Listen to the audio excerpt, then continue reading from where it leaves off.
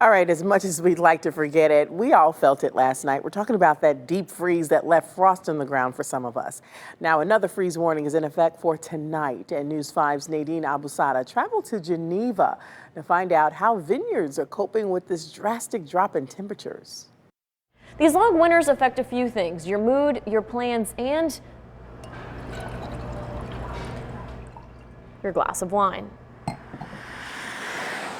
At Ferrante's in Geneva, while they're gearing up for the busiest time of year, we're going out in the vineyard. Nicholas Ferrante is heading out every day. We're just starting the growing process To check his crops. These are the buds, and they're still pretty tight. They're like a Q-tip. When it comes to harvesting grapes and making wine, all the seasons play an important role. I have 20 acres here. During the fall, the vines go dormant, beginning to prune in the winter. Then comes the spring. This is when these vines are going to start to grow. But with longer winters and continuous freezing nights, these are the actual buds. This is Cabernet Franc. This is a red grape variety. This is the bud.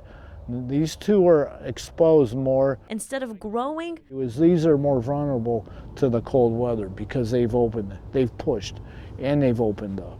Buds are freezing. So when we get a night like last night where it was down to 26 or 27, that damages these buds, and that could result in the loss of the tonnage of the grapes that are going to be produced, which could then affect the bottles on the shelf. Less wine being made is we have less product to sell, so it just trickles down from the grapes to the wine to sales.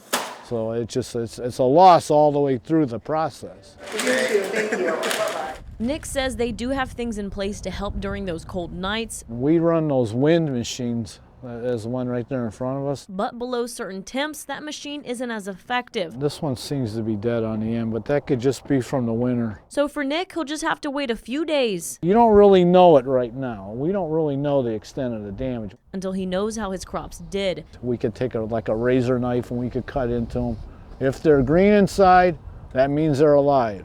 If they're brown inside or black, they have not survived. Until then, he'll be checking his buds. This is going to grow a little bit, maybe about another quarter to a half inch. And hoping Mother Nature warm up and stay warm.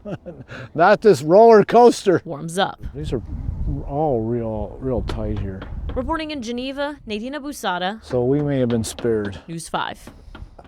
And Mother Nature's so unpredictable. And Nick says even if their crops do take a hit, they have relationships with other vineyards in different states that they could still work with to produce their wine. But until then, he's looking at you, Mark. You for a better forecast. Well, we got one more night where you know what, there's so many things that depend on the weather right now. I mean, you've got all these nursery growers of trees and shrubs on west side and east side. You've got fruit vineyard farmers and winemakers who really want the warmth. You got baseball games. Baseball games, there you go.